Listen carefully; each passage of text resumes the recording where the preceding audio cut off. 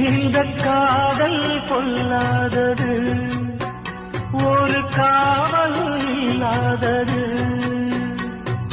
ஊதக்காத்தில் வஞ்சி மாது ஒத்தையிலே வாடும் போது போர்வை போல பொத்தி அணைப்பே.